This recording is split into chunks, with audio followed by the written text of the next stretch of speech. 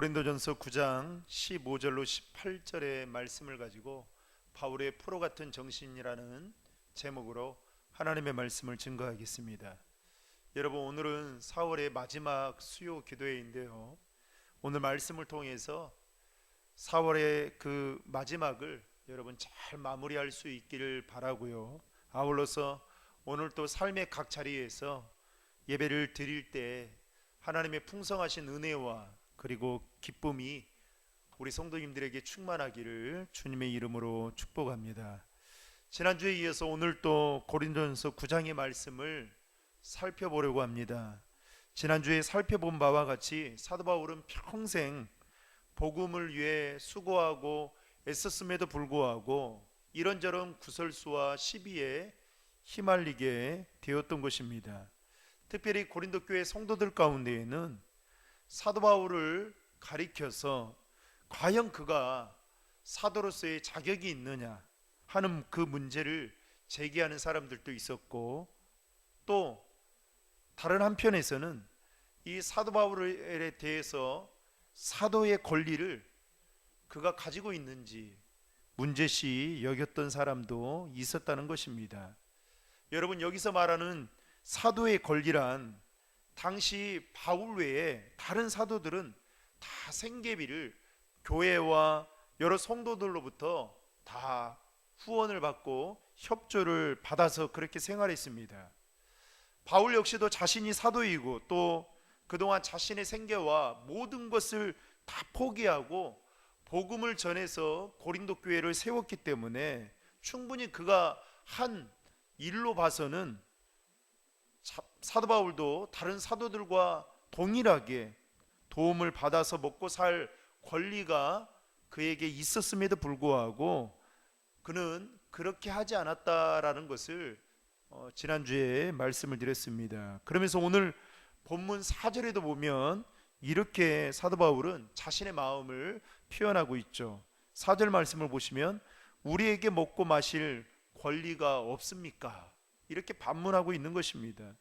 그러면서 5절에 보시면 게바, 즉 베드로는 선교를 할 때에 아내를 데리고 다니면서 여러 교회의 후원을 받아 그렇게 생활을 하기도 했었다라고 이야기를 꺼내고 있죠.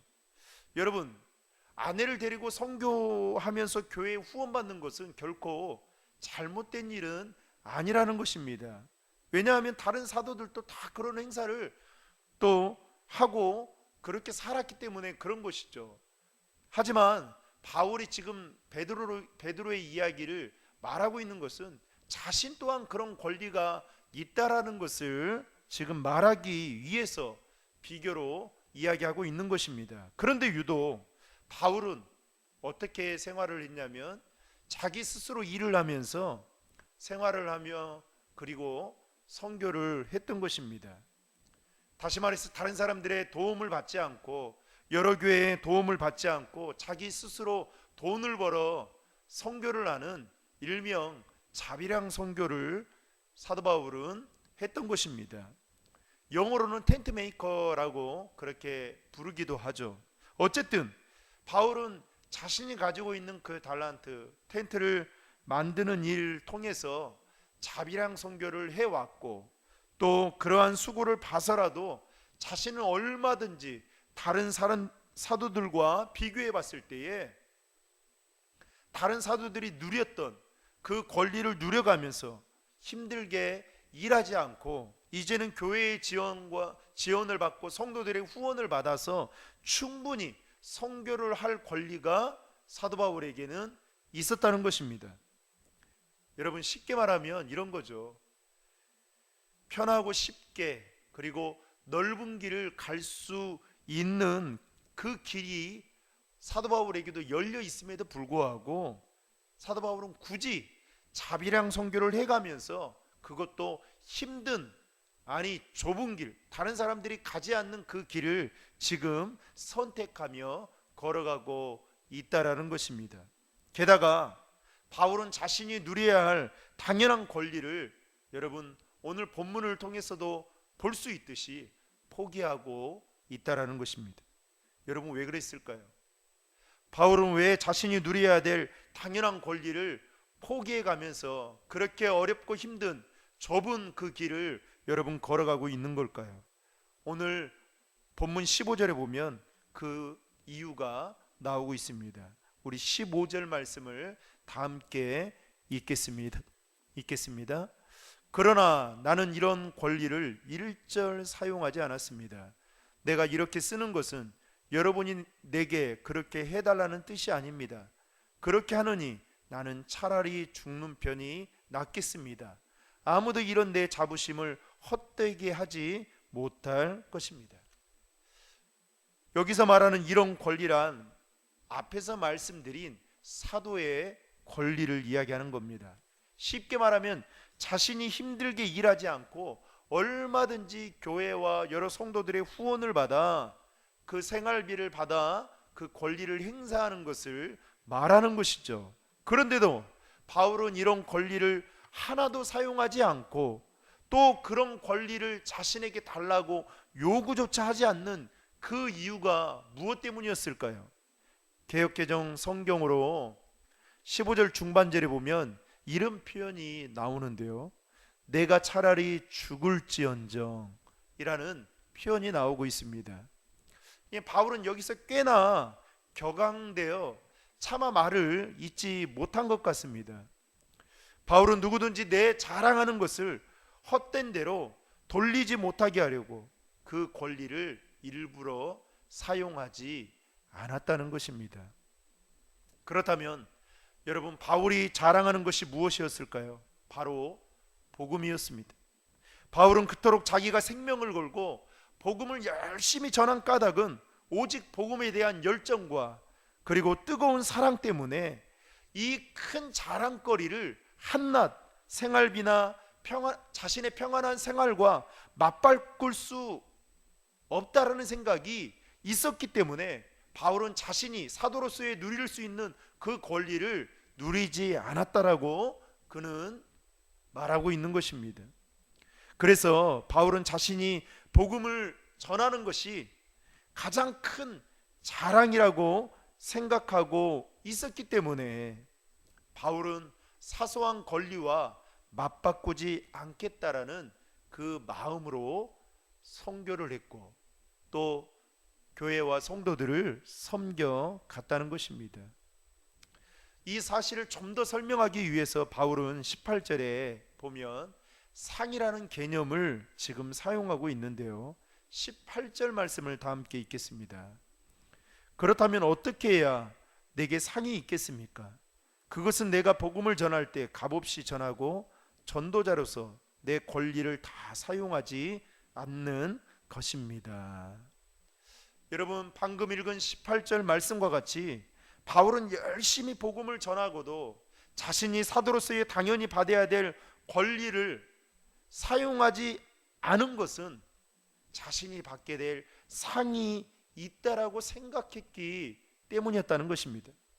이와 같이 바울은 주님께 받을 상을 위해서 모든 사도들과 제자들이 당연히 누리는 권리에 대해서 그는 그 권리를 사용하지 않고 오히려 엄청난 고생과 또 고통 속에 교회를 또 성도들을 섬겨가고 있었다는 것입니다. 바울은 그 정도로 복음 전파하는 일과 전도하는 일에 어떠한 것과도 바꿀 수 없는 귀한 권리라고 그는 여겼던 자였습니다. 여러분, 바울은 자랑할 것이 인간적으로 보면 심이 많았던 자였습니다.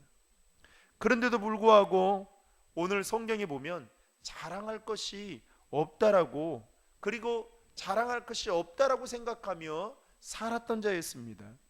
특별히 본문 16절에 보면 이런 표현이 있죠. 자신이 복음을 전하는 것조차도 내게는 자랑할 것이 아닙니다라고 고백하기까지 합니다. 여러분, 바울이 정말 자랑할 것이 없어서 이렇게 고백하고 있는 걸까요? 그는 분명 자랑할 것이 많이 가지고 있었던 자였습니다. 그러나 복음을 위해서라면 자랑하는 것조차도 절제하며 또 자랑하는 것을 포기했던 사람이었습니다. 그 이유는 바로 본문 12절에 보시면 이렇게 말하고 있죠. 이는 그리스도의 복음을 전하는데 조금도 방해가 되지 않기 위해서입니다 라고 말하고 있는 것입니다.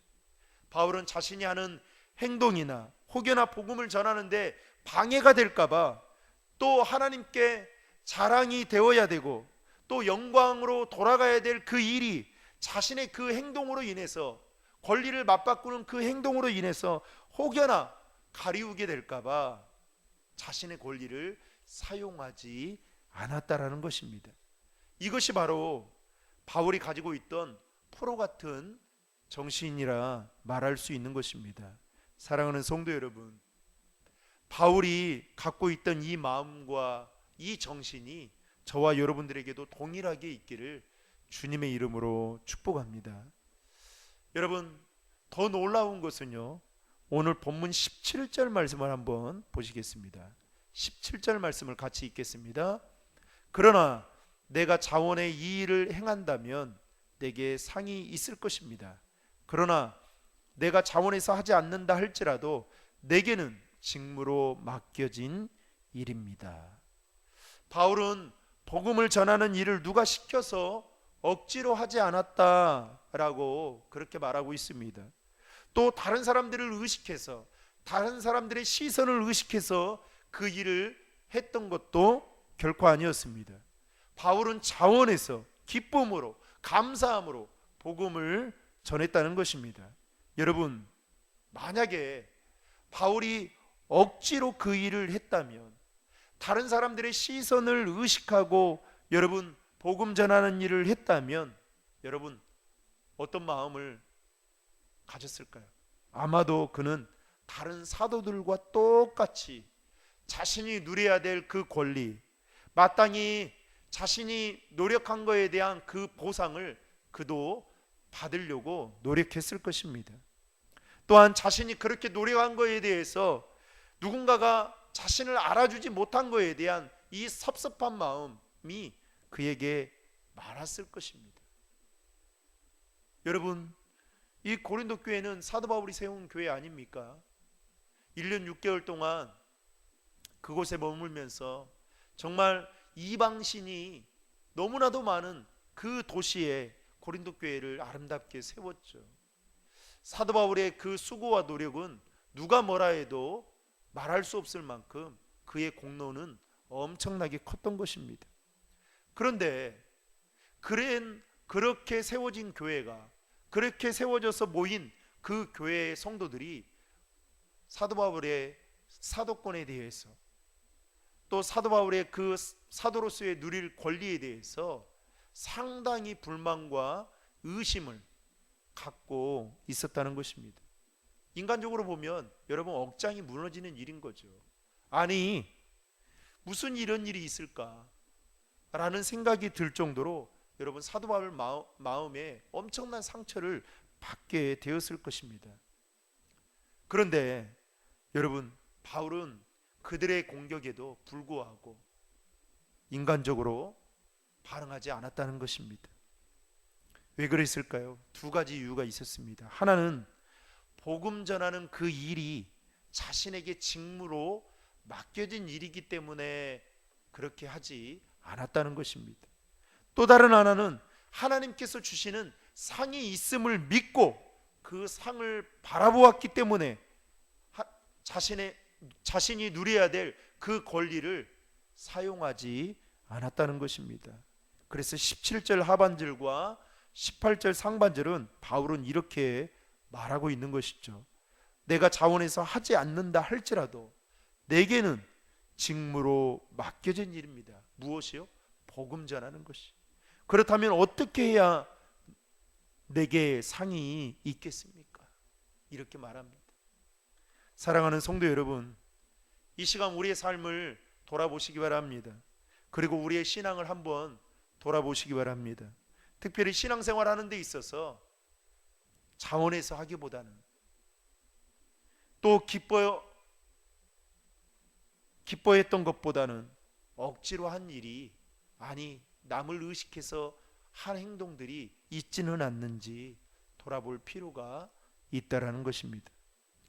여러분, 대개 사람들은 자신의 가정이나 직장이나 또는 생업을 위해서 수고할 때에 즐겁게 일을 하는 경우들이 참 많이 있습니다. 그런데 반대로 어떤 경우에는 일을 하면서도 신세를 한탄하며 마지못해 억지로 일을 하는 사람들도 있다라는 것입니다. 하고 싶어서 기쁨으로 한 일이 아니었는데, 중요한 것은 그 일이 나중에 시간이 돌아보면 다 이루어졌다는 것입니다. 사도 바울도 그랬던 것 같습니다. 그런데 나중에 보니까 다 이루어진 거. 그러니 자랑할 것이 없다라는 것이죠.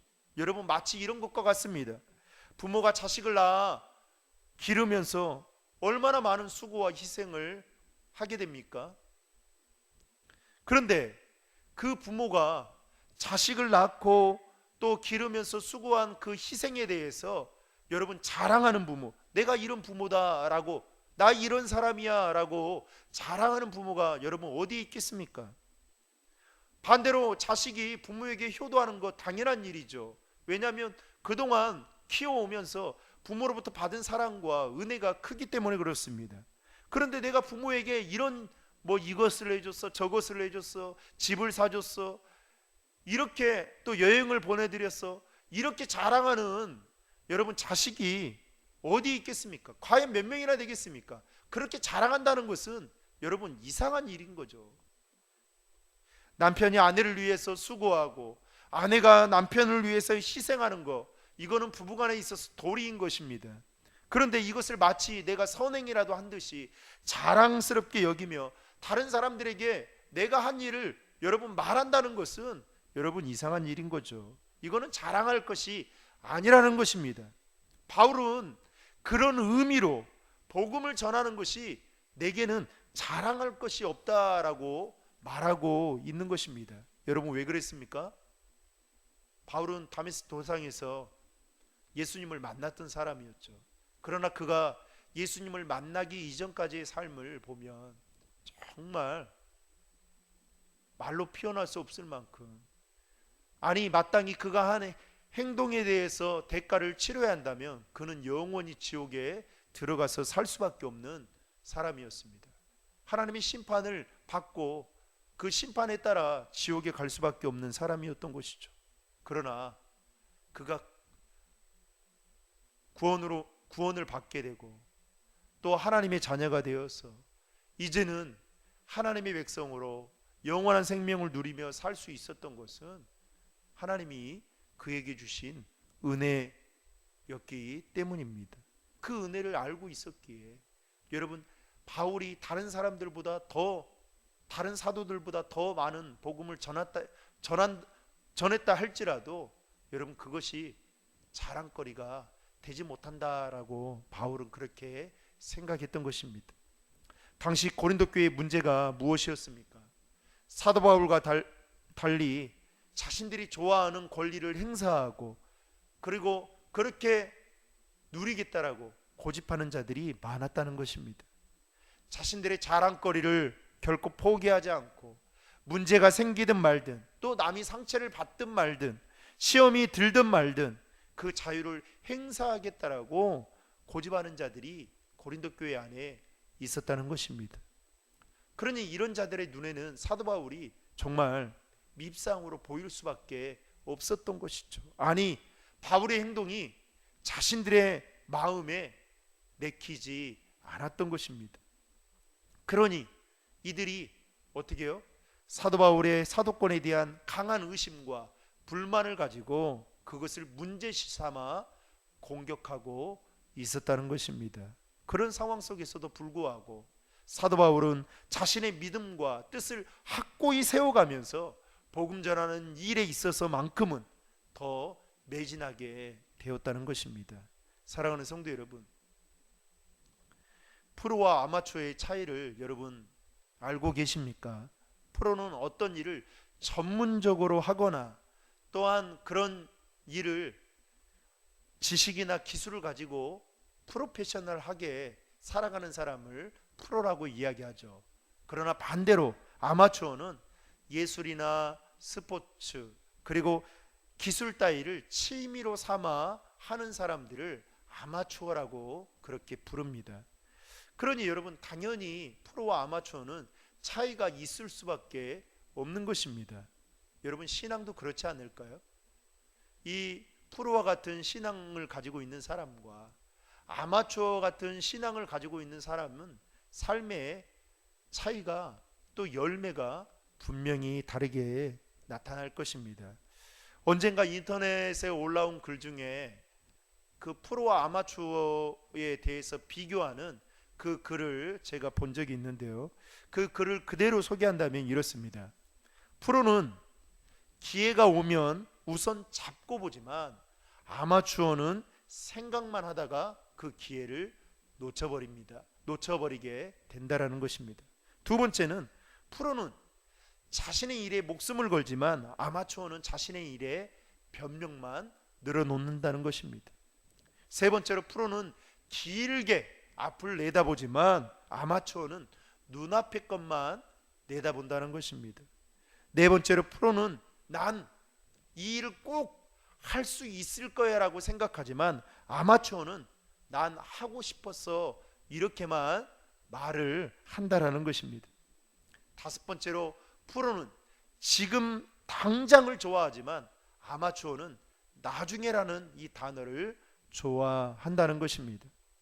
여섯 번째는 프로는 자신이 하고 있는 일을 발전시키지만 아마추어는 자신의 하고 있는 그 일을 현상유지하려고 한다는 것입니다. 일곱 번째로 프로는 뛰면서 생각하지만 아마추어는 생각한 뒤에서야 나중에 뛴다라는 것입니다. 여덟 번째로 프로는 잘 될 이유를 계속해서 찾지만 아마추어는 안 될 이유를 계속해서 찾는다는 것입니다.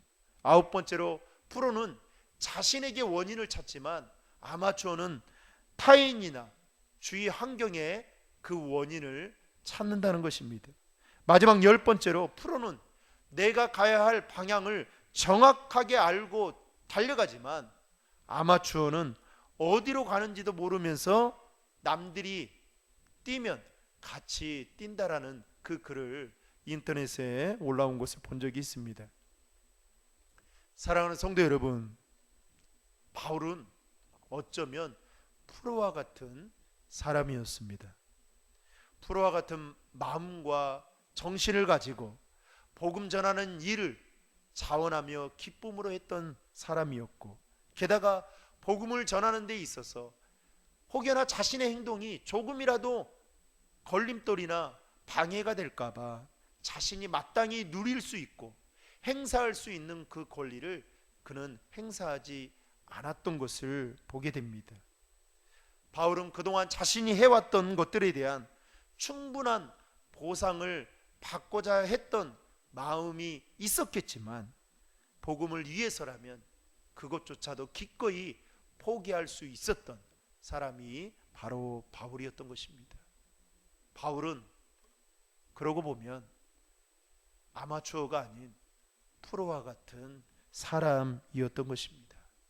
사랑하는 성도 여러분, 저는 우리 신도림 중앙의 모든 성도들이 바울과 같이 아마추어의 마음이 아닌 프로와 같은 그 마음과 정신을 가지고 주님의 몸된 교회와 또 하나님 나라를 위해 살아가는 우리 성도들이 다 될 수 있기를 주님의 이름으로 축복합니다. 그리할 때 하나님 우리에게 주신 분명한 상이 있을 것입니다. 마치 사도 바울이 그 상을 바라보고 달려갔던 것처럼 저와 여러분도 하나님께서 주시는 그 상을 바라보며 오늘도 겸손하게 삶의 자리에서 온전히 하나님의 이름만 높여드리고 또한 복음을 증거하는 그런 삶을 살아가는 우리 신도림 중앙의 모든 성도들이 다 될 수 있기를 주님의 이름으로 축복합니다. 기도하시겠습니다. 하나님 아버지, 인간의 마음 안에는 내가 한 행동에 대한 내가 한 수고에 대한, 내가 한 노력에 대한 대가를 보상받고자 하는 마음들이 있습니다. 사도 바울 역시도 그런 마음들이 많이 있었겠지만 그것들을 다 뿌리치고 오히려 자신이 그렇게 그 행사를, 그 권리를 누림으로 말미암아 하나님의 복음을 증거하는데 걸림돌이 될까봐 그것들을 기꺼이 포기했던 것처럼 우리 안에 그런 마음을 허락하여 주시고, 우리 안에 보상 심리에 대한 마음들이 있다면 그 마음조차도 내려놓을 수 있도록 도와주시고, 바라옵기는 하나님이 주신 그 상을 바라보며 믿음의 길을 잘 걸어가는 우리 모두가 될 수 있도록 인도해 주시옵소서. 코로나19가 하루빨리 종식되어지게 도와주시고, 코로나19로 인해서 사회적 거리를 두고 있지만 영적인 관계에 있어서만큼은 하나님과 거리를 두지 않도록 도와주시고, 이러한 때일수록 더 영적으로 깨어서 기도로, 말씀으로 무장되어져서 다시 한번 하나님 앞에 새롭게 더 가까이 나아가는 우리 모두가 될 수 있도록 인도해 주시옵소서. 벌써 4월의 마지막 수요 기도회로 주님 앞에 나아가는데, 하나님 4월 한 달 동안 어떻게 삶을 살았는지를 잘 돌아보게 하시고, 5월 한 달은 말씀과 기도로 성령 충만함으로 그렇게 승리하며 살아갈 수 있도록 도와주시고, 주님과 영적으로 더 깊은 관계를 갖는 그런 귀한 달이 될 수 있도록, 그렇게 시작할 수 있도록 인도해 주시옵소서. 감사드리며 예수님의 이름으로 기도하옵나이다. 아멘.